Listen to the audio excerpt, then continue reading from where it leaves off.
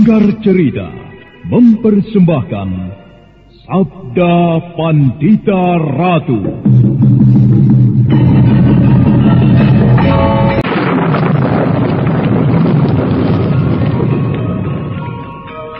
Sabda Pandita Ratu.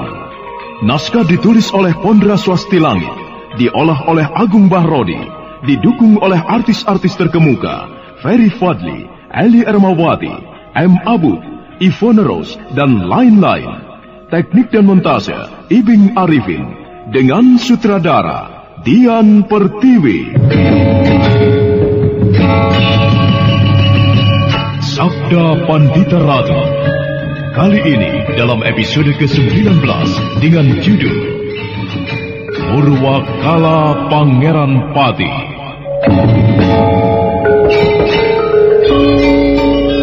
Apalagi ditambah oleh sikap Senopati Jompo Keling yang tidak terduga-duga.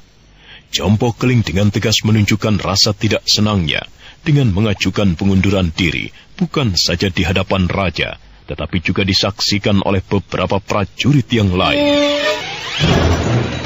Kau sadar dengan kata-katamu itu, Senopati Jompo Keling? Hamba sadar sepenuhnya dengan apa yang hamba katakan. Dengan cara seperti inikah kau mengajukan permintaan mundur dari keluarga keprajuritan Singasari? Hamba, tuanku. Kau tahu bahwa caramu itu menumbuhkan rasa tidak senang kepadaku. Hamba, tuanku. Hamba mengerti. Bagus.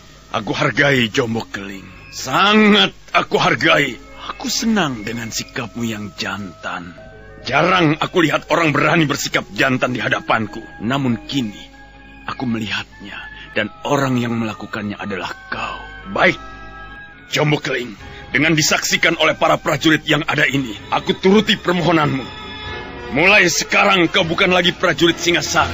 Mulai sekarang, apapun yang kau lakukan serta apapun yang akan kau alami, bukan tanggung jawab dari keprajuritan Singasari lagi. Nah, aku izinkan kau melepaskan pertanda-pertanda kepangkatanmu sekarang juga. Biar para prajurit yang lain menyaksikannya dan menjadi saksi atas apa yang menjadi pilihanmu. Ternyata tanpa rasa ragu-ragu sama sekali, Senopati Jompo Keling melepas tanda-tanda kepangkatan yang dikenakannya. Senopati Diposari merasakan denyut jantungnya serasa akan berhenti. Senopati Diposari sadar sepenuhnya bahwa bahaya besar justru akan membayangi Senopati Jompo Keling dengan sikapnya itu. Ken Arok dapat dengan mudah membunuhnya, meski Jompo Keling bersembunyi di liang semut sekalipun. Demikian juga dengan para prajurit yang menyaksikan. Perasaan mereka bagaikan diaduk sampai tidak keruan wujudnya. Bagus. Kau telah melepas tanda kepangkatanmu, Jompo Keling. Maka mulai saat ini kau bukan lagi seorang prajurit.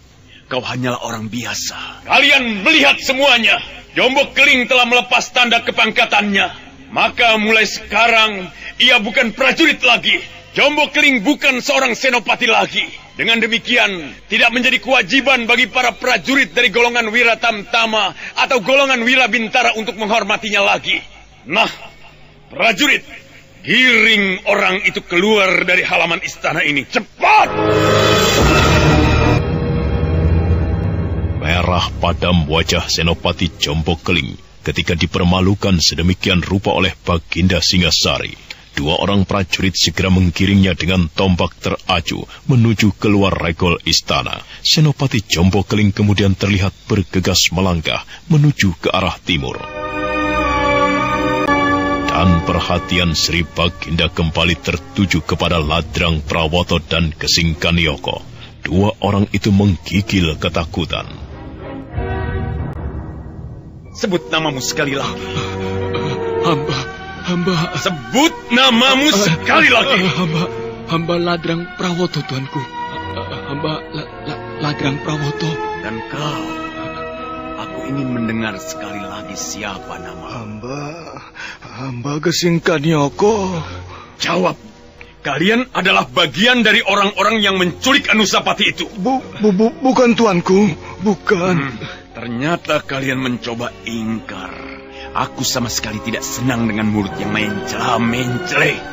Ayo katakan, kalian adalah bagian dari komplotan yang menculik Pangeran Pati. Ampuni hamba, tuanku. Hamba bersalah. hamba terbujuk rayu mulut Ki Buyut yang bermaksud membunuh Pangeran Pati itu. Hamba menyesal, tuanku. Hamba menyesal. Baiklah, sekarang sesalilah kematian kalian di neraka sana. Jangan, tuanku. Matilah kalian berdua. Apakah yang akan tuanku lakukan itu? Wajah Ladrang Prawoto dan Gesing Kanioko sangat pucat. Mereka merasa bahwa saat kematian mereka sudah sangat dekat. Namun bukan saja kedua orang itu yang merasa umurnya sedikit lebih panjang, tetapi Ken Arok pun tersentak kaget. Demikian juga dengan para prajurit dan senopati yang perhatiannya tertuju pada nasib Ladrang Prawoto dan Gesing Kanioko, terkejut ketika diusik oleh suara seorang perempuan. Adalah Ken Dedes yang melangkah dengan tatapan lurus tertuju pada Ken Arok. Layakkah kedua orang itu mendapatkan hukuman yang demikian berat, tuanku? Tuanku, mengapa tuanku akan membunuhnya? Bolehkah hamba mengetahui jawabannya? Mereka kenapa, tuanku? Mereka telah berkomplot bermaksud membunuh Anusapati. Berkomplot dengan siapa, tuanku? Bisakah hamba mengetahui kedua orang itu berkomplot dengan siapa? Tentu sangat disayangkan sekali jika keduanya keburu mati, namun belum sempat menyebut dengan jelas dan tegas siapa orang yang berada di belakangnya. Mereka layak dibunuh, Ken Dedes. Mereka bermaksud mencelakakan Pangeran Pati. Hamba, tuanku, hamba bisa mengerti apa yang tuanku katakan. Tetapi siapakah mereka berdua itu? Mereka tidak lebih dari sekedar suruhan, bukan? Tetapi siapa yang menyuruh mencelakakan anakku? Apakah mereka yang berada di belakang orang itu tidak layak untuk mendapatkan hukuman, tuanku? Apakah tuanku tidak berkeinginan untuk mengetahui siapa yang berada di belakang mereka? Ken Arok jelas-jelas kebingungan. Dia tidak mengira Ken Dedes yang selama ini hanya diam, lebih banyak pasrah dan menerima apapun yang disodorkan padanya. Ternyata perempuan itu mampu berteriak menyudutkannya. Ken Arok menatap tajam pada Ladrang Prawoto. Betapa ingin Ken Arok memecahkan kepalanya. Tetapi sayang, di depannya ada Ken Dedes. Tuanku, Baginda yang adil, Ambek Paramarta, tunjukkanlah kepada hamba bahwa Tuan mampu bertindak adil. Tunjukkanlah kepada hamba bahwa Tuan benar-benar seorang ayah yang akan melindungi anaknya di saat ia berada di dalam bahaya. Ken Arok yang tidak tahu harus berbuat apa, tiba-tiba bergegas pergi meninggalkan tempat itu, menuju ke bangunan induk istana melalui peringkitan samping kanan. Ken Dedes menghela napas panjang, nampak matanya berkaca-kaca. Ken Dedes kemudian berusaha menguasai diri. Perempuan dari Panawijan itu berbalik dan mendekati Ladrang Prawoto serta Gesing Kanioko. Kedua lelaki itu gemetar ketakutan.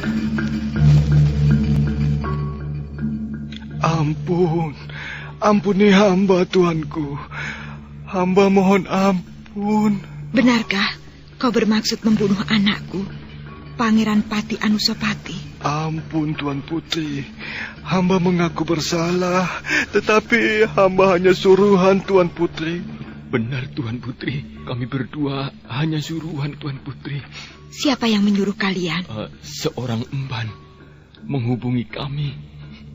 Emban itu yang menyuruh kami untuk mencarikan Dukun Teluh, Tuan. Dukun Teluh? Untuk apa? Untuk apa Dukun Teluh itu, Kisana?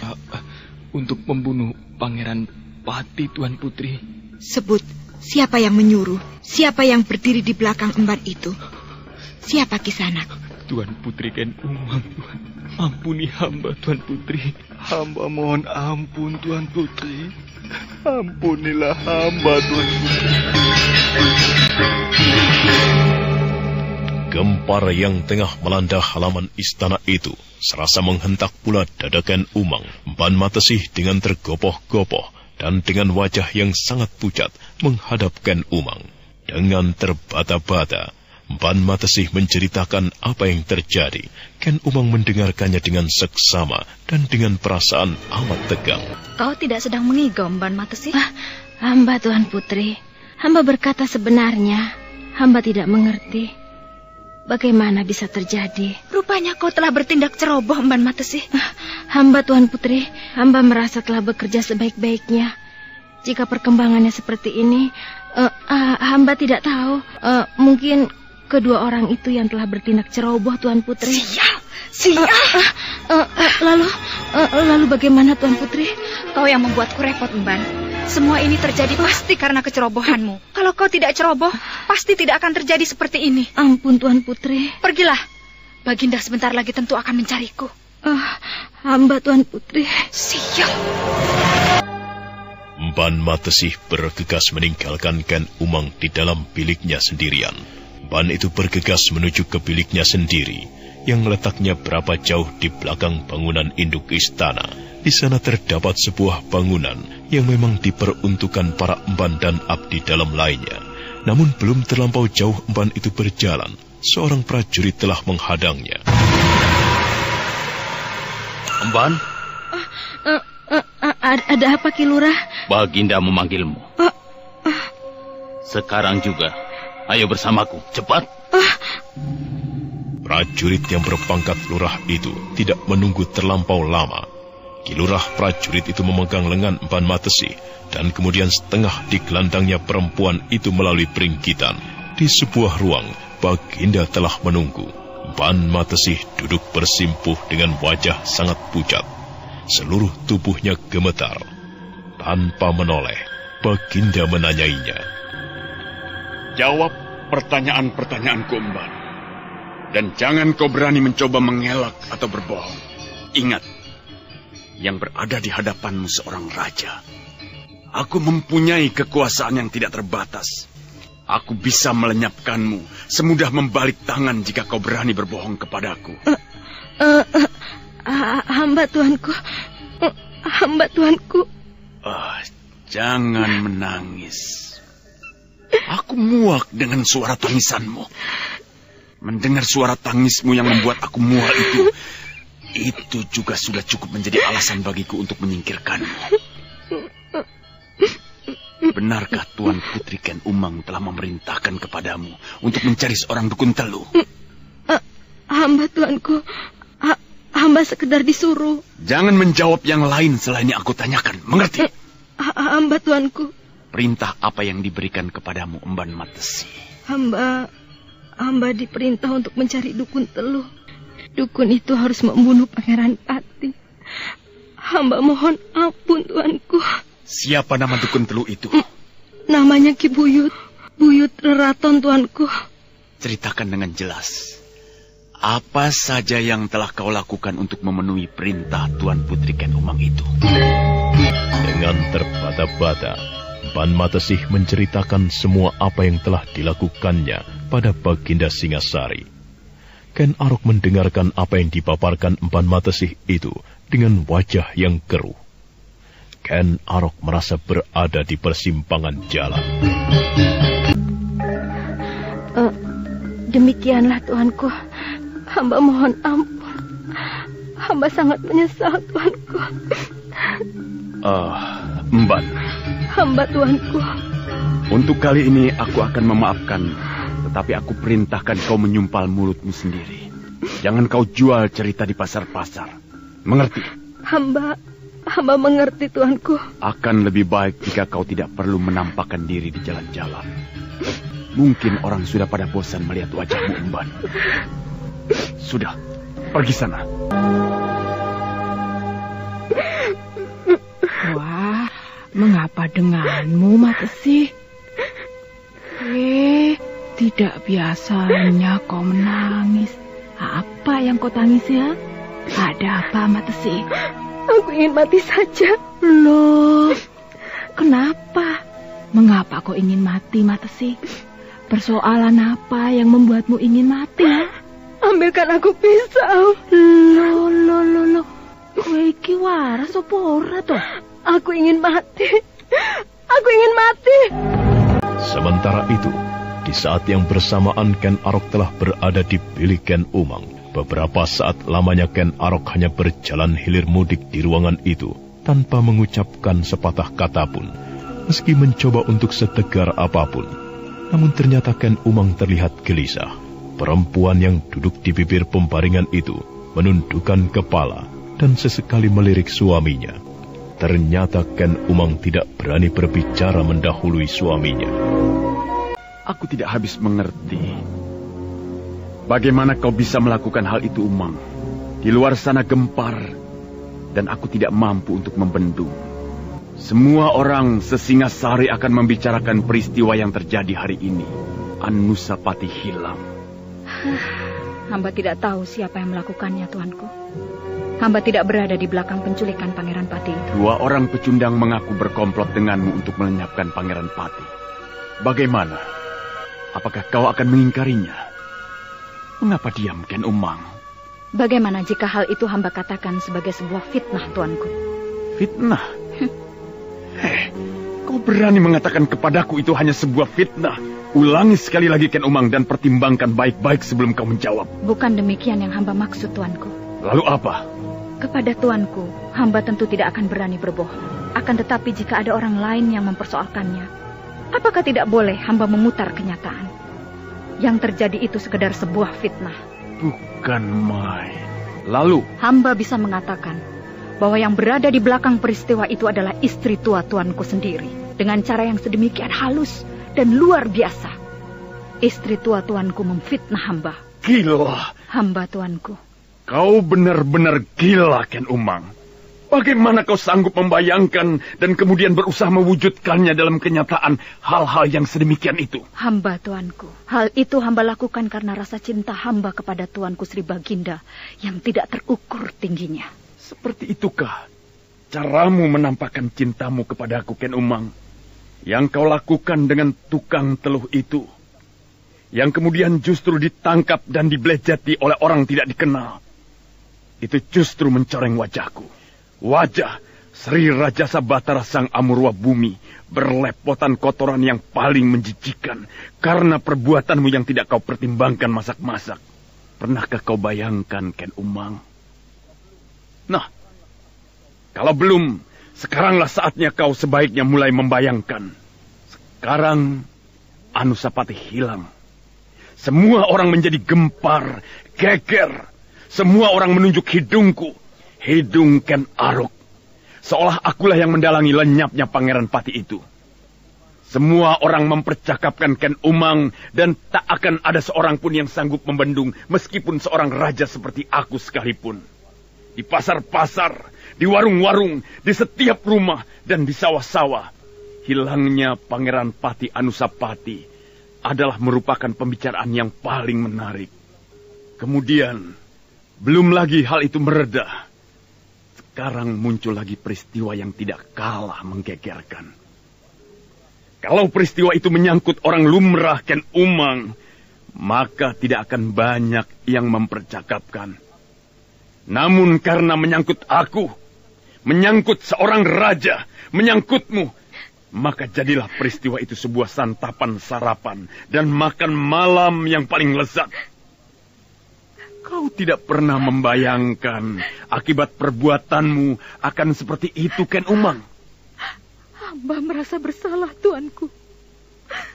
Semua itu hamba lakukan karena hamba menyintai Tuanku. Karena hamba melihat Tuanku tidak segera bertindak. Begitukah caramu menerjemahkan rasa cintamu kepada aku, Ken Umang? Sebenarnya lah, Tuanku. Cinta hamba kepada Tuanku sedemikian besarnya. Rasanya sakit di dalam hati hamba. Karena ada perempuan lain di dalam hati Tuanku pula. Ken Umang, betapa serakahnya kau. Nampak sekali keserakahanmu itu sampai menutupi akalmu. Kau lupa, Ken Umang, bahwa sebelum aku mengambilmu, aku telah mempunyai istri. Jika ada yang merasa sakit hati, bukan kau, Ken Umang. Tapi seharusnya Ken Dedeslah yang sakit hati karena telah mengganggu suaminya. Kau lupa, Ken Umang, kau ingin memilikiku seorang diri. Seolah kau adalah seorang perempuan yang bersih. Kau lupa bahwa kau dulu adalah seorang pelacur. Pucat bias wajah Ken Umang wajahnya tiba-tiba serasa menebal setebal dinding pembatas antara pagelaran dengan peringgitan, sementara Ken Arok masih nampak bergejolak. Tatapan matanya tajam menusuk ke mata Ken Umang. Mata perempuan yang sedang hamil itu berkaca-kaca. Tuanku, hamba memang perempuan hina. Hamba memang bekas pelacur. Tetapi yang namanya pelacur itu, entah mengapa Baginda yang adalah seorang raja berkenan menyentuh. Tuanku, lebih baik izinkan hamba untuk kembali ke kampung halaman asal hamba. Apa? Hamba tidak layak untuk mendampingi tuanku di sini. Kembalikan hamba ke desa asal hamba. Ken Arok menatap wajah Ken Umang dengan seksama. Tatapan matanya kemudian turun ke perut perempuan itu yang nampak semakin membesar. Aku tidak mengira jika aku masih berkesempatan hidup memperpanjang hidup. Seperti mimpi. Tubuhku masih terasa panas dingin sampai sekarang. Punggungku serasa masih dirambati semut ribuan banyak. Hampir saja kita mati, Ladrang. Iya. Nyaris saja kita menjadi mayat yang terkapar. Dan barangkali oleh Baginda diperintahkan menghanyutkan ke sungai. Atau menjadi santapan anjing. Aku tidak habis mengerti dengan Tuan Putri Kendedes. Betapa putih hati Tuan Putri Kendedes itu. Aku semakin tidak habis mengerti mengapa kita bisa terpengaruh oleh bujuk rayu Tuan Putri Ken Umang yang berhati culas itu. Benar-benar sebuah pengalaman yang paling mengerikan. Akan tetapi, itu belum berarti kita sudah bebas dari bahaya Kakang Gesing. Ya, sewaktu-waktu Baginda bisa muncul di hadapan kita dan mencekik leher kita. Iya. Atau Baginda bisa memerintahkan kepada para prajurit untuk memburu kita. Kita ikuti saja petunjuk Tuan Putri Kendedes. Kisanak Gesing Kanyoko dan Kisanak Ladrang Prawoto, aku memaafkan apa yang telah kalian lakukan. Jadikanlah apa yang kalian alami itu sebagai sebuah pelajaran yang paling berharga. Untuk selanjutnya, setiap akan melakukan apapun atau bertindak apapun, pertimbangkanlah sebaik-baiknya. Pergilah Kisanak berdua yang jauh. Carilah tempat persembunyian yang aman. Karena mungkin Sri Baginda tetap melanjutkan keinginannya untuk membunuh kalian berdua.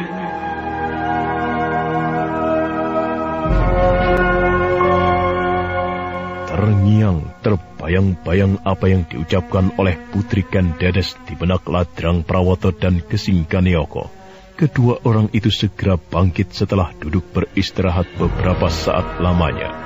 Mereka segera melanjutkan perjalanan untuk minggat sejauh-jauhnya, menghindari kemurkaan Sri Baginda yang mungkin tetap membayangi mereka. Sebenarnya lah, beruntunglah Ladrang Prawoto dan Gesing Kanioko karena Baginda tidak memikirkan mereka lagi. Hamba mengaturkan sembah, Tuanku. Senopati Diposari. Hamba, Baginda. Masih belum ada titik terang di mana Pangeran Pati dan bagaimana nasibnya. Demikianlah, Tuanku. Para prajurit yang disebar sebagian belum kembali. Baiklah. Tugas yang semula aku berikan kepada Senopati Jombokeling, aku limpahkan kepadamu, Senopati Diposari. Tugasmu adalah usahakan sedapat-dapatnya untuk menemukan kembali Pangeran Pati. Hanya dengan menemukannya kembali, kotoran yang melekat di wajahku bisa dilenyapkan. Kau mengerti? Hamba, Tuanku. Kemudian cari Jombokeling. Aku tidak senang dengan orang yang berani menentangku seperti Jombokeling itu. Buru dia. Aku menghendaki mayatnya dijadikan santapan serigala di hutan-hutan. Baiklah, apapun yang kau lakukan, aku beri keleluasaan seluas-luasnya kepadamu untuk melaksanakan perintah itu. Untuk beberapa hari, aku akan menyepi di Sanggar Pamujan. Selama itu aku tidak ingin ada siapapun yang menggangguku. Manakala aku telah wudar dari Sanggar Pamujan, aku berharap kau telah berhasil melaksanakan tugasmu dengan sebaik-baiknya. Senopati Diposari termangu. Belum lagi dia menjawab, Baginda Singasari telah beranjak meninggalkannya. Tugas yang diterimanya itu membuat dada Senopati Diposari terasa sesak, menyangga beban yang sangat berat. Maka demikianlah, waktu yang telah semakin sore itu digeser oleh datangnya malam. Dan di saat petang, Ken Arok telah mengunci diri di dalam bilik pamujan. Namun sebenarnya, ketika waktu bergerak ke arah malam, Ken Arok telah memacu kudanya kencang-kencang. Kuda putih itu berderap meninggalkan kota raja.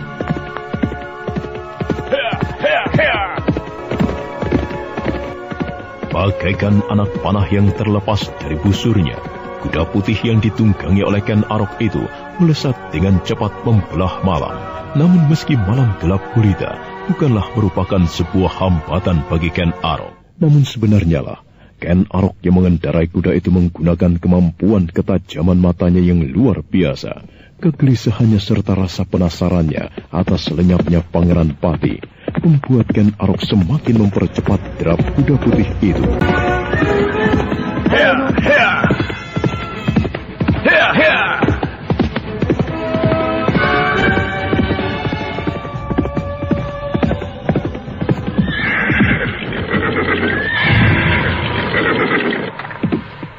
Dan tiba-tiba Ken Arok menarik kekang kendali kudanya.